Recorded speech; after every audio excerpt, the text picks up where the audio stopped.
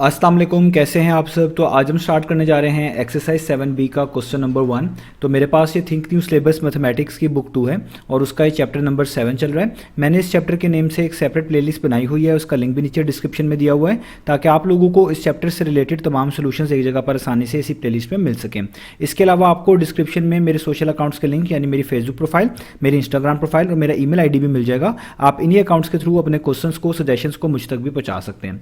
तो स्टार्ट करते हैं क्वेश्चन नंबर 1 को। तो इसके स्टेटमेंट में लिखा हुआ है if x is directly proportional to y cube. तो आपको बता दिया क्या है कि x जो है वो डायरेक्टली प्रोपोर्शनल है y क्यूब के, यानी x की वैल्यू जब बढ़ेगी तो उसी लिहाज से y क्यूब की वैल्यू भी बढ़ेगी, और अगर x की वैल्यू कम होगी तो उसी लिहाज से y क्यूब की वैल्यू भी कम होगी। इसी को हम डायरेक्टली प्रोपोर्शनल होना कहते हैं। तो ये आपको यहाँ पर पहले ही बता दिया गया है कि x जो है वो y क्यूब के डायरेक्टली प्रोपोर्शनल है। आगे बताया गया है and x is equal to 32, यानी x की वैल्यू 32 है, when y is equal to 2, जब y की वैल्यू 2 है। तो आपको x और y की वैल्यू भी यहाँ पर इनिशियल वैल्यूज भी बता दी गई हैं। तो पहले पार्ट में आपसे कहा जा रहा है आपने एक इक्वेशन फाइंड आउट करके दिखानी है, find an equation connecting x and y, जो कि x और y को कनेक्ट कर रही हो। यानी आपने एक ऐसी इक्वेशन लिखनी है जिसमें एक तरफ x लिखा होना चाहिए, दूसरी तरफ इक्वालिटी के y लिखा होना चाहिए। इसी इक्वेशन को हम बोलेंगे कि ये एक तरह की इक्वेशन है जो कि x और y को कनेक्ट कर रही है। सेकंड पार्ट में आपने find the value of x की वैल्यू फाइंड आउट करनी है जब y की वैल्यू 6 है। थर्ड पार्ट में आपने calculate the value of y, यानी y की वैल्यू कैलकुलेट करके दिखानी है जब x की वैल्यू आपको दे दी गई है जो कि 108 हो। और फोर्थ पार्ट में, जो फोर्थ लास्ट पार्ट है, इसमें आपने ग्राफ भी बना के दिखाना है x का अगेंस्ट y क्यूब। तो ये चारों के चारों पार्ट्स आपको यहाँ पर दे दिए गए हैं। तो आइए स्टार्ट करते हैं सबसे पहले इसके फर्स्ट वाले पार्ट से। तो आप ये चीज़ जानते हैं जब भी दो वेरिएबल्स आपस में डायरेक्टली प्रोपोर्शनल हो तो हम इनका मैथमेटिकल रिलेशनशिप लिखते हैं, उसकी मदद से हमें एक इक्वेशन पता चलती है, वही सबसे पहले हम लिखते हैं। तो x अगर y क्यूब के डायरेक्टली प्रोपोर्शनल है तो आप इस तरह लिखेंगे कि आप लिखेंगे सबसे पहले x, वो आगे डायरेक्टली प्रोपोर्शनल है, उसके लिए आप प्रोपोर्शनैलिटी का सिंबल ये वाला यूज करेंगे।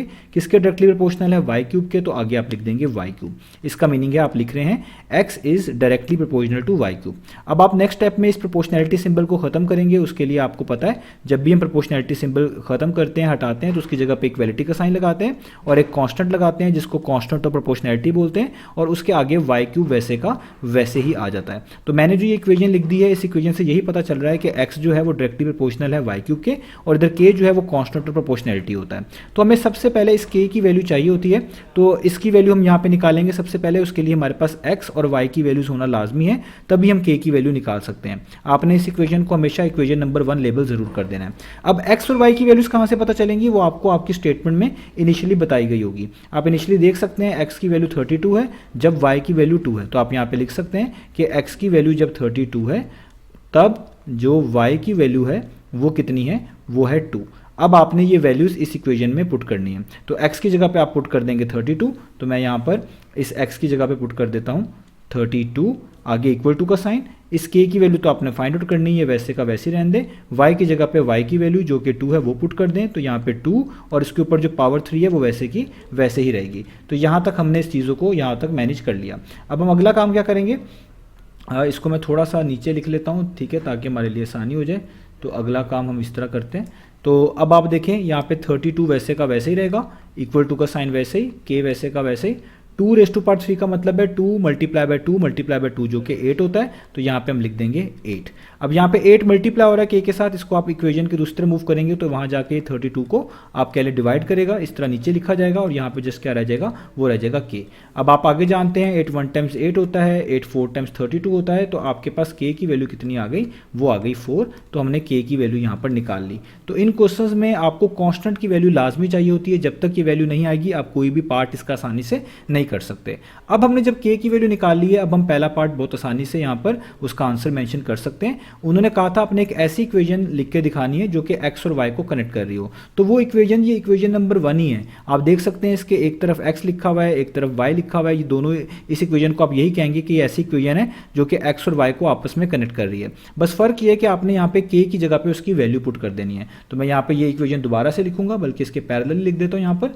तो ये इक्वेशन हम लिखेंगे x is equal to k y cube. आप लिख भी सकते हैं कि ये आप इक्वेशन नंबर 1 लिख रहे हैं, ठीक है, जो आपने यहाँ पे लिखी हुई है, और बस इसमें आप k की जगह पे k की वैल्यू पुट कर दें। k की वैल्यू कितनी है 4, तो ये हो जाएगा x is equal to 4, k की जगह पे 4 लिख दिया और आगे y क्यूब। तो ये हमारे पहले पार्ट का आंसर हो गया। आपने एक ऐसी इक्वेशन लिख दी जो कि x और y को आपस में कनेक्ट कर रही है, वो है x is equal to 4y cube. ये हमने पहला पार्ट कर लिया।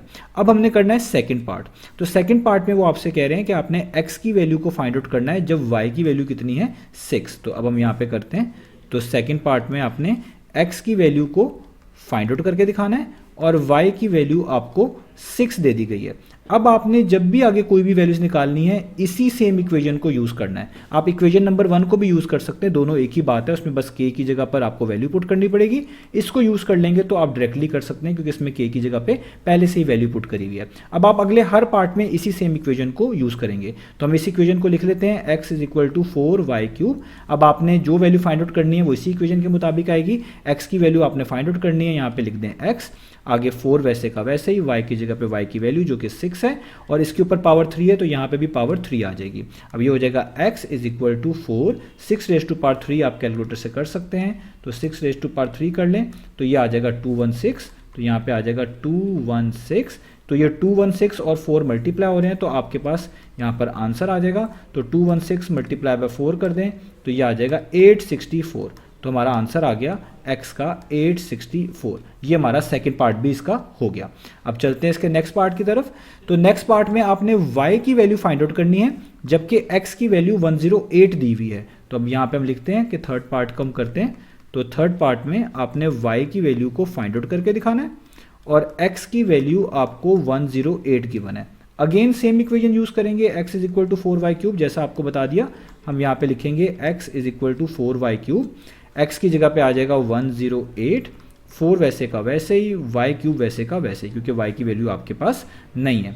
अब 4 मल्टीप्लाई हो रहा है, वहाँ जाकर इक्वेशन के लेफ्ट साइड पर जाकर 108 को डिवाइड करेगा, आप इस तरह लिखेंगे और यहाँ पे जस्ट आ जाएगा y क्यूब। आपको इस डिवीजन आती है, हम यहाँ पर जल्दी से कैलकुलेटर्स की मदद से कर रहे हैं। 108 डिवाइडेड बाय 4 करें तो आता है 27, 4 1 टाइम्स, 4 27 टाइम्स यानी, तो ये आपके पास y क्यूब आ गया 27 के इक्वल।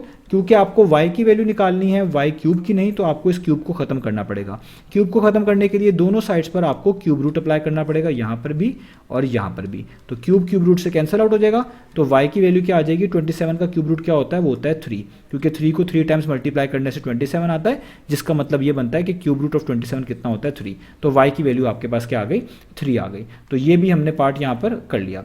अब हमारे पास इसका लास्ट पार्ट है। तो उम्मीद है आपको पहले 3 पार्ट तो समझ आ गए होंगे। अब हमने लास्ट पार्ट में इसका ग्राफ ड्रॉ करना है। तो आइए अब इसका ग्राफ ड्रॉ करते हैं। हम स्टार्ट कर लेते हैं पार्ट नंबर 4। तो पार्ट नंबर 4 में लिखा हुआ है कि draw the graph of x against y cube. तो आपसे कह रहे हैं कि आपने ग्राफ बना के दिखाना है x का अगेंस्ट y क्यूब। अब यहाँ पर पहली बात ज़रूरी है कि आपने जो ये इक्वेशन फाइंड आउट करी हुई है x is equal to 4y cube, आपने इसी को यूज़ करके ये ग्राफ बनाना है। तो सबसे पहले तो हम ये वाली इक्वेशन यहाँ पे लिख लेते हैं। तो हम यहाँ पे लिख लेते हैं कि जो इक्वेशन हम यूज़ करेंगे x is equal to 4y cube, वो ये वाली है, ठीक है।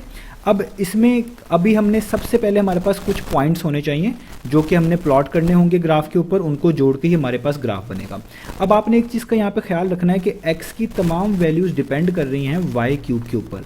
y क्यूब के ऊपर जो y क्यूब जब हम फाइंड आउट कर लेंगे उसको 4 से मल्टीप्लाई करके ही x की वैल्यूज़ आने वाली हैं। तो इसलिए हम x को जो है ना वो बोलेंगे डिपेंडेंट वेरिएबल। तो ऐसा वेरिएबल जिसकी वैल्यूज़ किसी और वैल्यूज़ के ऊपर डिपेंड कर रही हो, किसी और वेरिएबल पर डिपेंड कर रहे हो, तो उस वेरिएबल को हम डिपेंडेंट वेरिएबल बोलते हैं। और ये जो y क्यूब है इसको हम बोलेंगे इंडिपेंडेंट वेरिएबल, क्योंकि इसकी वैल्यू किसी भी चीज़ के ऊपर डिपेंड नहीं कर रही। इसकी वैल्यूज़ तो हम खुद से पुट करेंगे, वो आगे 4 से मल्टीप्लाई होगी जिससे हमें x की वैल्यू आएगी। तो ये चीज़ आपको मैंने क्यों बताई, इस वजह से कि जो डिपेंडेंट वेरिएबल होता है उसकी वैल्यूज़ को आपने हमेशा जो है y एक्सिस के ऊपर मेंशन करना होता है, और जो इंडिपेंडेंट वेरिएबल होता है उसकी वैल्यूज़ को हमेशा x एक्सिस के ऊपर मेंशन करना होता है। तो क्वेश्चन में भी क्लियर था, उन्होंने कहा हुआ था आप x का ग्राफ बनाएं अगेंस्ट y क्यूब। इस तरह के सिनेरियो में जिसका ग्राफ बनाना है यानी x, उसको आप y एक्सिस पे रखते हैं, और जिसके अगेंस्ट बनाना है उस वेरिएबल को आप, उसकी वैल्यूज़ को आप हमेशा x एक्सिस, हॉरिजॉन्टल एक्सिस जिसको बोलते हैं, उस पे रखते हैं। तो एक तो बात ये क्लियर हो गई। दूसरी बात आपने याद रखना है कि जब भी दो वेरिएबल्स आपस में डायरेक्टली प्रोपोर्शनल हो, उनका ग्राफ कुछ इस तरह का होता है, कुछ दिखने में इस तरह का दिखेगा आपको, और वो हमेशा यहाँ पर ओरिजिन से पास हो रहा होगा। ओरिजिन का मतलब ये वाला पॉइंट जहाँ पे ये एक्स और वाई एक्सिस दोनों एक दूसरे को टच कर रहे होते हैं। तो इसका ग्राफ भी ऐसा ही बनने वाला है। तो आपके पास कुछ वैल्यूज़ होनी चाहिए, तो कुछ वैल्यूज़ हम यहाँ पे रैंडमली निकाल लेते हैं ताकि जब ग्राफ बनाएं उनको हम आसानी से उन वैल्यूज़ को प्लॉट करके हम ग्राफ को आसानी से बना सकें।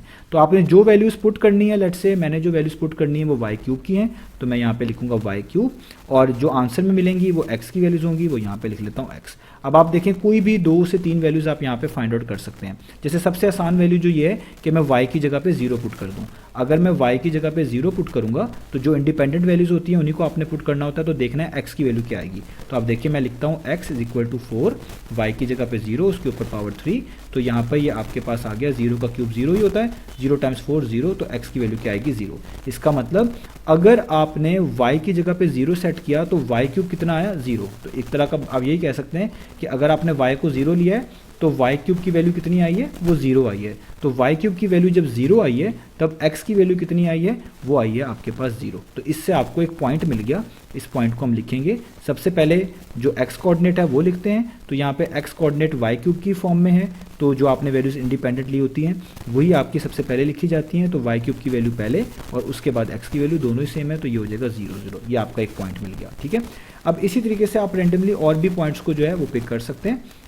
जैसे अगर मैं y क्यूब को 1 ले लूँ, y क्यूब को 1 लेने का मतलब है कि अगर मैं y की वैल्यू 1 पुट करता हूँ तो y क्यूब कितना बनेगा, 1 का क्यूब, जो कि 1 ही होगा। यानी मैं इस इक्वेशन में x is equal to 4y cube जो है, तो अगर मैं y क्यूब की जगह पे 1 पुट कर दूँ तो मेरे पास x की वैल्यू कितनी आती है, वो आती है 4। इसका मतलब जब y क्यूब 1 पुट करेंगे तो x की वैल्यू कितनी बनेगी, वो बनेगी 4। अब इसको पॉइंट की फॉर्म में कैसे लिखेंगे, अगेन जो इंडिपेंडेंट वैल्यूज़ है उसको पहले लिखते हैं। तो ये 1 पहले आएगा, ठीक है। जब आपने y क्यूब को 1 के इक्वल रखा तो x की वैल्यू कितनी आ गई, 4। तो ये आपको एक और पॉइंट मिल गया। इस तरीके से आपने ये सारे के सारे पॉइंट्स जो हैं वो ढूंढने होते हैं। अब आप और भी पिक कर सकते हैं, जैसे अगर मैं y की जगह पे 2 पुट करूं तो y क्यूब कितना हो जाएगा, मैं यहाँ पे लिखता हूँ कि अगर y को मैं 2 पुट करूं तो उससे y क्यूब का मतलब है 2 का क्यूब। 2 का क्यूब कितना होता है 8। तो ये हो जाएगी equation x is equal to 4y cube. तो x वैसे का वैसे ही, 4 वैसे का वैसे ही, y क्यूब की जगह पे 8 पुट कर दें तो 4 8 टाइम्स कितना होता है, वो होता है 32। तो आपके पास ये पता चल गया कि जब y क्यूब की वैल्यू 8 होगी, ठीक है, तो x की वैल्यू कितनी होगी 32। और इसको भी आप पॉइंट की फॉर्म में लिख सकते हैं, पहले y क्यूब की वैल्यू जो कि है 8 और फिर x की वैल्यू जो कि है 32। तो आपने यहाँ पर x y एक्सिस से जो है कंफ्यूज नहीं होना, बस ये याद रखना है कि जो इंडिपेंडेंट वेरिएबल है उसकी वैल्यूज पहले लिखेंगे और जो डिपेंड कर रहा है उसकी वैल्यूज जो होंगी वो हम बाद में लिखेंगे। इस तरह आपका ये पॉइंट बनेगा। होप सो आपको ये चीज़ क्लियर हो गई होगी। अब हमने ग्राफ बनाना है, तो ग्राफ बनाने के लिए आपको यहाँ पर हॉरिजॉन्टल और वर्टिकल एक्सिस बनाने पड़ेंगे। हम यहाँ पे बना लेते हैं हॉरिजॉन्टल और वर्टिकल एक्सिस, ठीक है। तो ये हमने बना लिया, ठीक है। और ये क्योंकि आपको बता दिए कि जो हॉरिजॉन्टल एक्सिस है उस पर हमेशा जो होता है आपके पास इंडिपेंडेंट वेरिएबल आता है। इंडिपेंडेंट वेरिएबल वाई क्यूब है जिसके अगेंस्ट आपने ग्राफ बनाना है, तो इसलिए आप यहाँ पे लिखेंगे वाई क्यूब। और जो आपके पास वर्टिकल एक्सिस होता है इसके ऊपर आपके पास हमेशा डिपेंडेंट वेरिएबल आता है। डिपेंडेंट वेरिएबल हमारे केस में x है जिसका ग्राफ बनाना है आपने y क्यूब के अगेंस्ट, तो x यहाँ पे आप लिख देंगे, ठीक है। आगे आपने इनका स्केल सेट करना है, वो आप पे डिपेंड करता है। ये दोनों एक्सिस जहाँ पे एक दूसरे को क्रॉस कर रहे हैं ये हमारा ओरिजिन है, इसको आप यहाँ पे 0 लिख लें। अब आपने यहाँ पे हॉरिजॉन्टल एक्सिस के ऊपर भी कुछ वैल्यूज पुट करनी है, मार्क करनी है, और y जो वर्टिकल एक्सिस है उसके ऊपर भी। अब आप पे डिपेंड करता है आप क्या स्केल सेट करते हैं। आप 1 सेंटीमीटर छोड़ के लिखना चाहें वो लिख लें, 2 सेंटीमीटर के गैप छोड़ने के बाद कुछ यूनिट्स लिखना चाहें वो लिख लें, ये आप पे डिपेंड करता है। आप अपने पेज के और अपने ग्राफ के अकॉर्डिंगली कोई भी फॉलो कर सकते हैं, इससे ग्राफ गलत नहीं होगा। मेरे पास यहाँ पे बॉक्स बने हुए हैं, तो मैं ये जो हॉरिजॉन्टल एक्सिस है जिसमें वाई क्यूब की वैल्यूज लिखनी है इस पर कुछ बॉक्स छोड़ के लिख रहा हूँ। तो 1 2 3 4 5 मैं 5 स्मॉल बॉक्स छोड़ रहा हूँ और यहाँ पे 2 काउंट कर रहा हूँ। आप 5 स्मॉल बॉक्स छोड़ के 1 भी काउंट कर सकते हैं अगर आपके पास ऐसा ग्राफ पेपर है, और कुछ सेंटीमीटर छोड़ के भी इस तरह चीज़ों को मार्क कर सकते हैं। तो मैंने यहाँ पे ये स्केल सेट कर लिया। फिर 1 2 3 4 5 अगेन 2 में अदर 2 यूनिट्स ऐड करूँ तो 2 + 2 कितना हो जाएगा 4। इस तरह मैं लिखता जाऊँगा 1 2 3 4 5, यहाँ पे लिख देता हूँ 6, 1 2 3 4 5, यहाँ पे लिख देता हूँ 8, और 1 2 3 4 5 यहाँ पे लिख देता हूँ 10, और 1 2 3 4 5 यहाँ पे लिख देता हूँ 12। आई थिंक सो इतने काफ़ी हैं। अब जो मेरे पास ये वर्टिकल एक्सिस है इस पर भी मैं इस तरह मार्क करता हूँ, क्योंकि वैल्यूज़ मुझे लग रहा है जो काफ़ी बड़ी बड़ी हैं आपके पास। आप देखें यहाँ पे जो वैल्यूज़ वर्टिकल एक्सिस पे आनी है वो काफ़ी बड़ी हैं, तो मैं यहाँ पे इसी लिहाज से चीज़ों को मार्क करूँगा। तो मैं 1 2 3 4 5, मैं 5 स्मॉल बॉक्स छोड़ के 10 काउंट कर रहा हूँ। यहाँ पे अगर मैंने 5 बॉक्स छोड़े हैं 10 काउंट किया है, इसका मतलब एक बॉक्स 2 यूनिट्स के इक्वल हुआ, तभी 5 बॉक्स 10 यूनिट्स के इक्वल होंगे। आगे 1 2 3 4 5, तो अगेन 10 + 10 कितना हो जाएगा 20। फिर 1 2 3 4 5, 20 + 10 कितना हो जाएगा 30। और 1 2 3 4 5, 30 + 10 कितना हो जाएगा 40। आप अपने लिहाज से इसको मैनेज कर सकते हैं। आप चाहे 1 सेंटीमीटर का गैप छोड़ के 1 यूनिट काउंट कर लें, 1 2 3 4 इस तरह कर लें, 1 सेंटीमीटर छोड़ के 5 यूनिट्स का काउंट कर लें, ये आप पे डिपेंड करता है। बस आपने इस तरह स्केल सेट करना है कि आपके ग्राफ बनाते वक्त कोई मुश्किल ना आए, आपके पॉइंट्स प्रॉपर्ली कवर हो जाएं, ठीक है। अब हमने यहाँ पर पॉइंट्स को प्लॉट करना है। अब देखिए एक पॉइंट तो है 0 0, जहाँ पे दोनों कोऑर्डिनेट्स एक तरह के 0 हैं, वो आपको पता है। वो पॉइंट कौन सा बनेगा, वो बनेगा ये वाला, यहाँ पे मैं मार्क कर रहा हूँ। ये वो पॉइंट है जिसके कोऑर्डिनेट्स क्या हैं 0, 0। यहाँ पे y³ भी 0 था, x भी 0 था। और आप देखें कोई भी आपको 2 पॉइंट्स मिल जाएंगे वो काफ़ी हैं। जैसे आप ये वाला पॉइंट देखें, यहाँ पे लिखा हुआ है 8 और यहाँ पे लिखा हुआ है 32। ये बड़ी आसानी से आप बना सकते हैं। इसमें हॉरिजॉन्टल एक्सिस के ऊपर आपने 8 ढूंढना है, वर्टिकल एक्सिस के ऊपर 32 ढूंढना है। तो देखें 8 तो आपके पास यहाँ पर है और 32 कहाँ पर होगा, यहाँ पे 30 है, क्योंकि मैंने यहाँ पे 5 स्मॉल बॉक्स छोड़ के 10 यूनिट्स काउंट किए हुए थे। इसका मतलब एक स्मॉल बॉक्स जो है आपके पास वो 2 यूनिट्स के बराबर है, तभी तो 5 10 के बराबर होंगे। इसका मतलब 30 के बाद ये जो पहला बॉक्स यहाँ पे ख़त्म हो रहा है, ये आपका एक तरह का 32 है। तो 8 नीचे है, तो 8 के एग्जैक्टली ऊपर और 32 के एग्जैक्टली सामने। तो ये आपके पास बनेगा अराउंड यहाँ पे करके, ठीक है। ये वाला पॉइंट जो है आप देख भी सकते हैं, मैं आपको डॉटेड लाइन से बता देता हूँ, आपने रूलर की मदद से कर लेना है। 8 के एग्जैक्टली ऊपर और 32 के एग्जैक्टली सामने। तो ये वाला जो पॉइंट है ये आपका बनेगा 8, 32, ठीक है। और ये मैंने किस तरह किया, क्योंकि मैंने जो एक बॉक्स छोड़ा हुआ है वो 2 के बराबर है। 2 4 6 8 10, फिर 12 14 16 18 20, 22 24 26 28 30 और 30 के बाद पहला बॉक्स 32, फिर इस तरह 34 36 38 और 40। तो ये आपको समझ आ गया होगा। अब जो आपको ये 2 पॉइंट्स मिल गए, आप इन्हीं 2 पॉइंट्स को जोड़ दें और आपका ग्राफ कंप्लीट हो जाएगा। तो अब हमने यहाँ पे एक स्ट्रेट लाइन की मदद से इनको जोड़ना है, ठीक है। तो हम यहाँ पर ये मैंने एक स्ट्रेट लाइन बनानी है अपने रूलर की मदद से, और ऐसी बनानी है कि वो इन पॉइंट्स में से गुजर रही हो, ठीक है।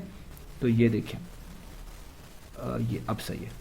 तो ये मेरा ग्राफ बन गया। इस ग्राफ को बोलेंगे कि ये x का ग्राफ है y³ के अगेंस्ट। और जब भी 2 वेरिएबल्स आपस में डायरेक्टली प्रोपोर्शनल होंगे, उनका ग्राफ कुछ इसी तरह का बनेगा, जो कि इधर ओरिजिन में से 0 0 से पास हो रहा होगा। बस आपने ये ख्याल रखना है कि हॉरिजॉन्टल एक्सिस पे किसको रखना है और वर्टिकल एक्सिस पे किसको रखना है, ये मैंने आपको बता दिया। आगे स्केल आपकी मर्जी है, आप 1 सेंटीमीटर छोड़ के 1 यूनिट काउंट कर लें, ऊपर इधर y एक्सिस पे, ऊपर वर्टिकल एक्सिस पे कोई डिफरेंट स्केल ले लें, ये आप पे डिपेंड करता है। मैंने आपको बेसिक जो मेथड है वो समझा दिया है। तो हमने यहाँ पे ग्राफ भी फाइंड आउट कर लिया और सारी वैल्यूज़ भी आपको समझा दी मैंने। तो इस तरीके से हमने इस क्वेश्चन को करना था। उम्मीद है आपको सोल्यूशन समझ आया होगा। इंशाल्लाह नेक्स्ट वीडियो में मिलेंगे बाकी सोल्यूशंस के साथ।